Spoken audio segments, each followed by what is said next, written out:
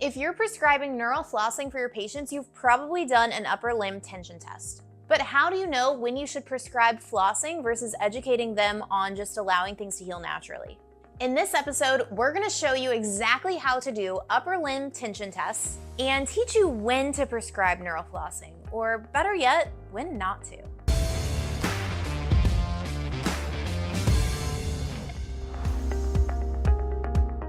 So when do you even test the neural tension sensitivity there? And the answer to that is anytime you suspect that the neck might be involved.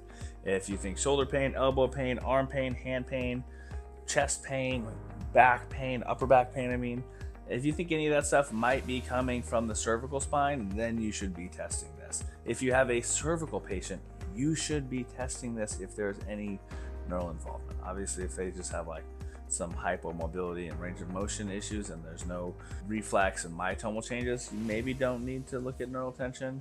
But when in doubt, test it. Doesn't mean you need to do it on day one, though, depending on their presentation and what you feel like is the most important information to get that day. So, starting off, scoot on over to me because we need to get some shoulder extension here. So we want to make sure that they're on the edge of the table so their elbow can freely drop down. And we want to make sure that we clear the joints so we know that we're not creating pain from just a range of motion issue in the shoulder, the elbow, or the wrist. So if I drop down into extension, do you feel okay there?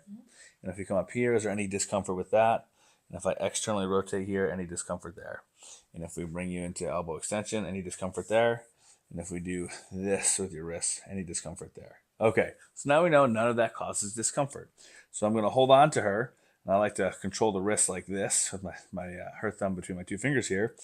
And I'm going to depress her scapula. That is a huge part of what people miss. This is the most important part of the neural tension test. So then we're going to drop her down into extension.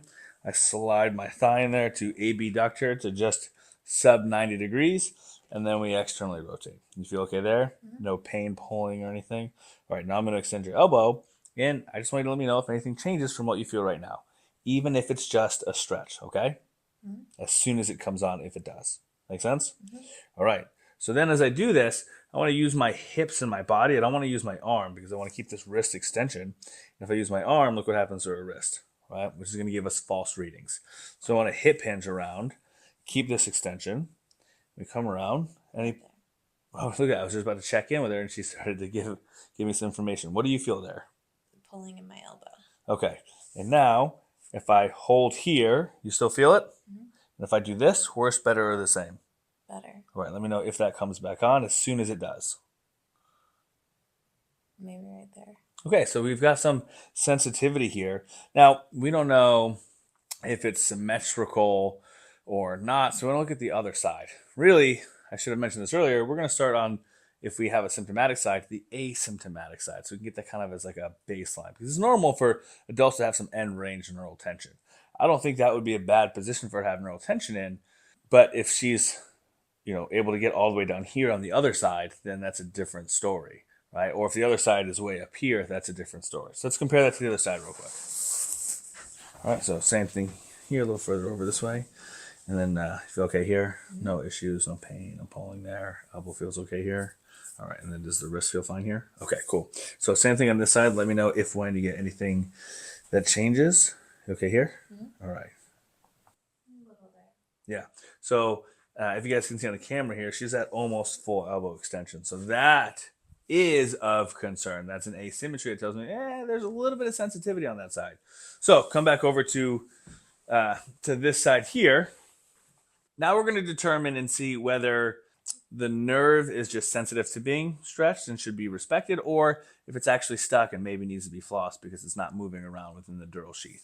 So if we get back into our testing here, let me know as soon as you start to feel a little bit of that tightness again, okay? Right there. Okay, and then if you turn your head this way, is that worse, better, or the same? Better. Okay, and then can I move this a little bit more before it comes back on? Right there. Perfect, right? So then what we've essentially done is we've fed some slack from the top of the nerve down, and we were able to take it from the other end. So if I can give from one end, if there's tension here, right, and I can give from one end and then take it from the other, the nerve isn't stuck. We don't need to go pulling on it. We need to respect that and allow it to heal like we would a scab and not go picking at it, right?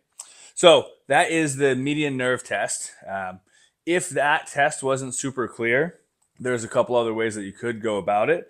But let's take a look at the ulnar nerve now. So we would do the same thing, clearing the shoulder, right? Clearing the elbow, maybe in deflection now, and clearing the wrist. And that all feels okay.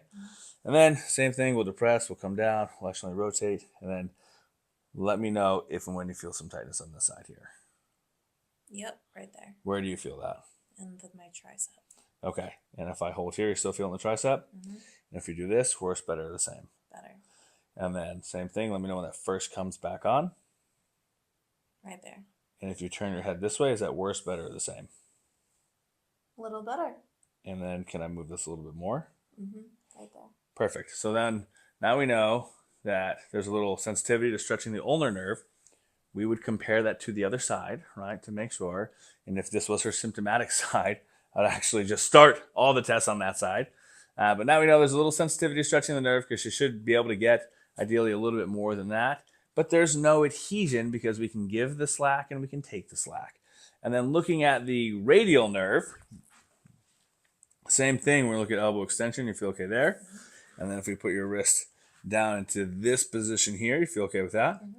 You get a little stretch of the muscles here. So you might feel that in the test as well. And that's totally normal. So from here, we're going to bring her into a little abduction, a little internal rotation. And I'm going to pinch her humerus here between my hand and my thigh. I'm going to use my legs to kind of give a little bit of scapular depression. Feel okay there? Mm-hmm. And then my elbow straight. And I'm just going to use my hips to come around, extend her elbow. Let me know when you feel anything that changes. Yeah, right there. What do you feel there? In my forearm. Yep. And then if we do this, well, actually, if I just move my hand down here, do you still feel that? Mm-hmm. And if we do this, worse, better, same? Better. And then if we do this, worse, better, same? Worse. And then if we just take away the scapular depression, does that change it at all? Yes. Is it worse, better, or the same? Better. So less stretch there. More stretch in the muscle when I do this. Mm-hmm. Yeah. So then that's not a muscle stretch, right? Because that muscle only goes into the forearm. It doesn't go up into the shoulder. So moving the shoulder in and out of scapular depression should not change the muscle stretch at all if it is local tissues.